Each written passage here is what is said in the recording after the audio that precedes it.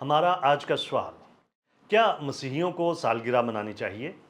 इस वीडियो के अंदर मैं बाइबली तालीमात की रोशनी में इस सवाल का जवाब दूंगा और इसके बाद कुछ मददगार तलीमी वसाइल को जानने में आपकी मदद करूंगा। लिहाजा इस वीडियो को आखिर तक देखिए। कलाम मुकद्दस के अंदर मसीहियों के लिए सालगिरह मनाने की ममानत का जिक्र नहीं है और ना ही इसमें कहीं पर कोई भी ऐसा इशारा मिलता है कि हमसे सालगिरह मनाने का तकाजा किया जाता है। कलाम मुकद्दस की रूह से बात की जाए तो एक मसीही की तरफ से सालगिरह का मनाया जाना कोई मसला नहीं है। बाइबल मुकद्दस में सालगिरह मनाने वाले दो अफराद का जिक्र है। यूसुफ के दौर में मिस्री फराउन और खुदावंद यीशु मसीह के दौर में हेरोदीस बादशाह। कुछ लोग इन हवालों की तरफ इशारा करते हुए ये साबित करने की कोशिश करते हैं कि सालगिरह मनाना गलत है क्योंकि यहाँ पर जिक्र करदा दोनों अफराद ही गैर ईमानदार थे, इसलिए उनकी सालगिरह की तकरीबात को किसी न किसी किस्म की मुशरकाना रस्म के तौर पर देखा जाता है। ताहम ये नतीजा इन दोनों में से किसी भी इमारत से आसानी के साथ अखज़ नहीं किया जा सकता।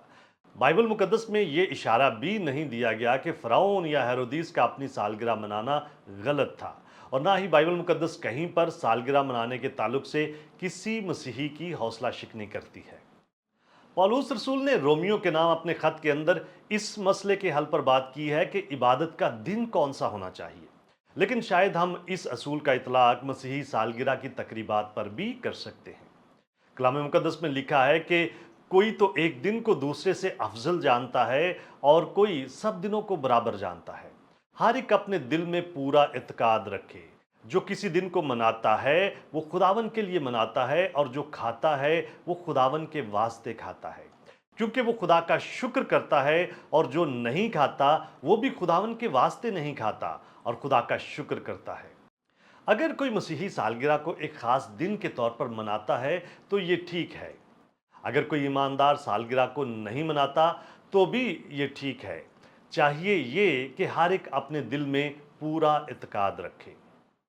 एक मसीही सालगिरह मनाता है या नहीं, इससे बहुत ज़्यादा अहमियत की बात यह है कि वो अपनी सभी सरगर्मियों के ज़रिए से खुदावन के नाम को जलाल किस तरह देता है।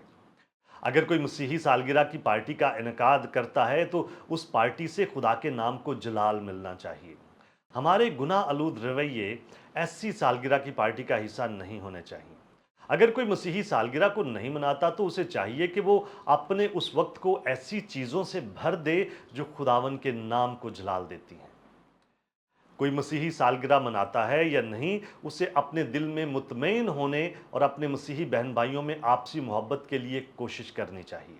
जो लोग सालगिरह मनाते हैं उन्हें ऐसे लोगों को हकीर नहीं समझना चाहिए जो ऐसा नहीं करते, और जो लोग सालगिरह नहीं मनाते उन्हें सालगिरह मनाने वालों को कमतर ख्याल नहीं करना चाहिए।